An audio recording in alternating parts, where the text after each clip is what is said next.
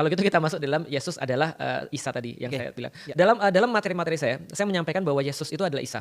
Karena kenapa? Karena memang ada banyak sekali perbedaan-perbedaan yang memang diakibatkan perbedaan bahasa aja. Contoh misalnya, Muhammad itu dalam bahasa Indonesia. Ya.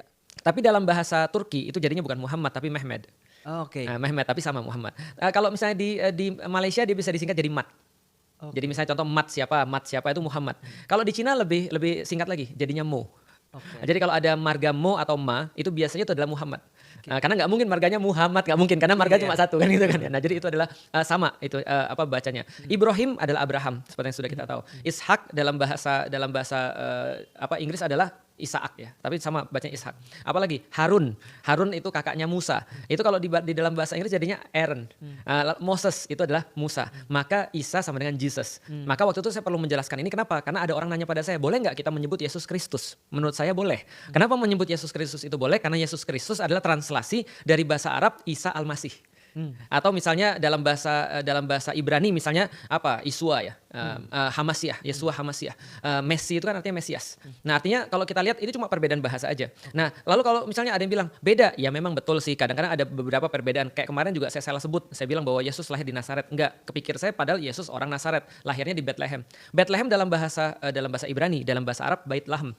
Kadang-kadang ada beberapa perbedaan. Perbedaannya apa? Dalam keyakinan orang-orang Kristen atau Nasrani, Yesus tuh lahirnya di kandang domba. Kalau misalnya orang-orang Muslim di dalam Al-Quran tertulis bahwa Yesus lahir di bawah pohon kurma. Nah, itu ada perbedaan. Yesus lahir kapan? Di orang-orang Nasrani meyakini 25 Desember, walaupun disputed juga sama itu kan ya 25 Desember. Orang-orang Muslim meyakini tidak ada tanggal tapi ada musim, yaitu adalah musim ketika kurma berbuah, berarti musim panas. Oke. Nah, berarti itu yang kita yakini karena memang latarnya di dalam Al-Quran seperti itu. Apalagi bedanya? Di dalam Islam kita tidak meyakini Yesus disalib.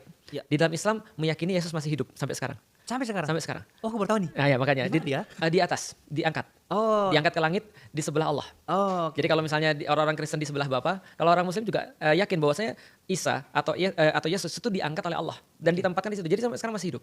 Oke. Nanti akan turun lagi sama kayak orang-orang Kristen, Oke. ya kan? Itu kan ya. Nanti akan turun lagi. Dia lahir misalnya di daerah Yudea, di tanah Palestina yang sekarang, terus kemudian dia sampai umur 30 tahun mendapatkan cobaan. Dia adalah seorang nabi yang sangat keren banget. Di dalam Islam juga termasuk 5 nabi yang spesial. Salah satunya adalah Nabi Isa. Dia punya ibu namanya Maryam, kalau misalnya di Kristen namanya Maria, gitu kan ya. Lalu kemudian dia juga tinggalnya di Baitul Maqdis. Jadi Maryam kalau di dalam Al-Qur'an itu tinggalnya di Baitul Maqdis, di Masjidil Aqsa. Itu tinggalnya di situ sebagai keluarga yang juga keluarga para nabi. Dia punya paman namanya Zakaria, gitu kan ya, sama kan gitu kan ya. Dan punya ibu namanya Hannah, sama. Dan punya bapak kalau di kita namanya Imran. Artinya ya beda-beda tipis lah seperti Ibrahim dan Abraham dan segala macam. Artinya saya meyakini sama. Lalu apa yang kemudian ditanyakan, apa yang nggak boleh kalau gitu Ustaz? Yang saya bilang pada mereka, yang nggak boleh adalah mengakui Yesus sebagai Tuhan. Nah itu bedanya. Karena kita menganggap bahwa Yesus sama seperti Nabi Muhammad, sama seperti Nabi Musa dan segala macam. Tapi itu pun tidak membuat kita boleh untuk menghina tadi. Kok Tuhanmu digantung sih? Misalnya itu nggak boleh.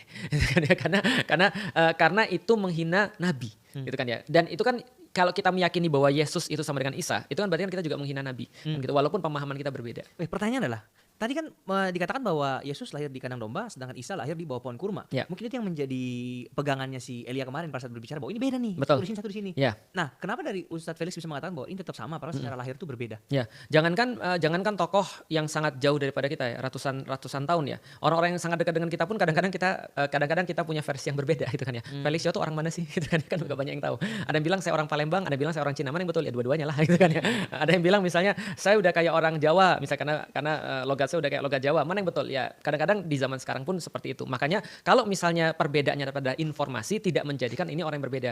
Perbedaannya adalah kalau misalnya bahasanya begini, Yesus di dalam Alkitab itu berbeda dengan Yesus di dalam Al-Quran. Itu bagus, itu benar. Tapi tidak menjadikan orangnya beda. Karena kalau nanti orangnya beda, justru ini menurut saya jadi polemik menurut saya. Karena nanti akan terjadi banyak sekali perbedaan di dalam kehidupan beragama. Padahal kita yakin bahwasanya Abrahamic religion itu punya koneksi. Yahudi, Nasrani dan juga kemudian Islam, gitu kan ya. Yahudi, Kristen dan kemudian Islam itu punya koneksi dan koneksi itu memang nggak terbantahkan ya. Terlalu banyak kisah-kisah yang sama. Betul. Gitu. Jadi agak sulit sih kalau saya bilang juga kalau beda. Tapi kalau informasinya beda ya iyalah.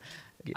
Ustadz sudah nonton yang podcast Elia itu? Sudah. Nah, apa di situ yang statement dari Elia yang menurut Ustadz ini klaim dia ini sebenarnya nggak seperti ini? Nggak ada. Semuanya juga. Saya nggak melihat ada masalah di situ. Oke. Makanya saya bilang sama Dokter Richard sini, begini saya bilang sama Dokter Richard, dokter saya melihat bahwasanya saya senang ketika melihat ada orang ketika dia berdakwah untuk agamanya dan dia tenang, dia tidak terprovokasi. Hanya saja ternyata dia komennya yang provokasi. Iya, itulah problemnya di situ ternyata. Iya. Pas dia menyampaikan tuh cukup tenang tuh. Artinya saya pikir, wah bagus nih, bisa kita ajak ngobrol nih gitu kan ya. Karena kalau misalnya minimal, jadi gini Mas Sam, saya tahu bahwa kita tidak akan pernah mungkin untuk bisa menyamakan. Kalau kita sama semua ya berarti kita satu agama dong. Iya. Dan kalau misalnya dua agama itu berbeda dan kita mau sama-sama kan itu juga salah juga, itu kan ya. Aku juga nggak mau kayak gitu.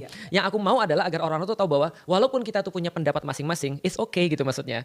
Kita bisa bersepakat bahwasanya kita tuh berbeda, tapi kita sepakat kalau kita berbeda. Artinya itu yang lebih banyak untuk disampaikan. Dan saya bilang sama Dokter Richard juga bahwa dokter kira bahwasanya toleransi umat beragama itu susah. Enggak. Saya yang menjadi seorang muslim 20 tahun, menurut saya lebih mudah untuk mengajarkan toleransi antar umat beragama daripada toleransi seagama.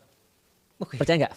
Soalnya seagama ini maksudnya banyak aliran lagi di dalamnya Ustaz. Bukan hanya itu, bahkan satu aliran pendapatnya berbeda, itu juga kadang-kadang orang nggak mudah menyikapi itu. Nah maka menurut saya secara pribadi ya, dan dilihat dari contoh-contohnya, di Indonesia itu bukan krisis toleransi antar umat beragama, tapi toleransi antar umat seagama. Agama juga sama ya, ternyata balik juga ya. Karena jadi kayak apa ya, dia merasa ada kelompok-kelompok di Indonesia yang dia bisa menerima, mohon maaf, dia bisa menerima agama lain, tapi dia nggak bisa menerima orang-orang muslim sendiri itu maksudnya. Nah ini kan aneh ya.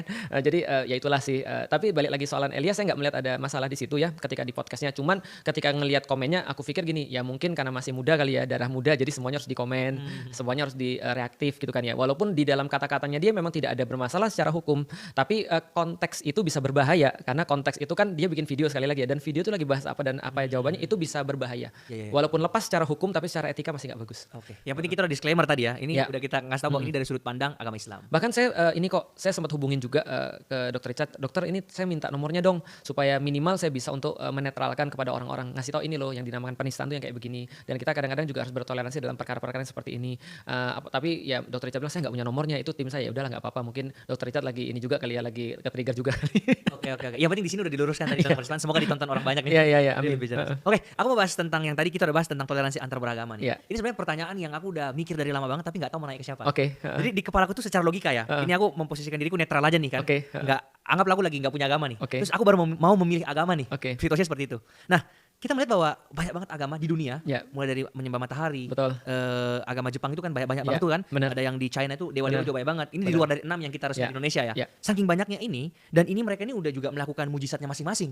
Di Kristen ada mujizat, di Islam ada mujizat, Buddha ada mujizat, Hindu ada mujizat, dan agama ini juga bertahan cukup lama. Dan ada pengikut yang banyak juga nih di masing-masing agama ini, ya kan? Nah pertanyaanku adalah kalau kayak gini sebenarnya yang mana yang benar? Itu kan yang menjadi pertanyaannya. Itu pertanyaanku SMP. Sama ya berarti? Itu pertanyaanku SMP. SMP aku jadi ateis, lalu kemudian aku jadi muslim 5 tahun kemudian setelah ateis. Oke, berarti awalnya Katolik dulu Ustaz. Katolik, terus kemudian ateis, lalu kemudian agnostik, lalu kemudian baru Islam. Tunggu, ya menarik lagi nih maksudnya. Dari Katolik ke ateis tuh apa yang men-trigger? Nah itu dia, nanti banyak orang gak suka nih.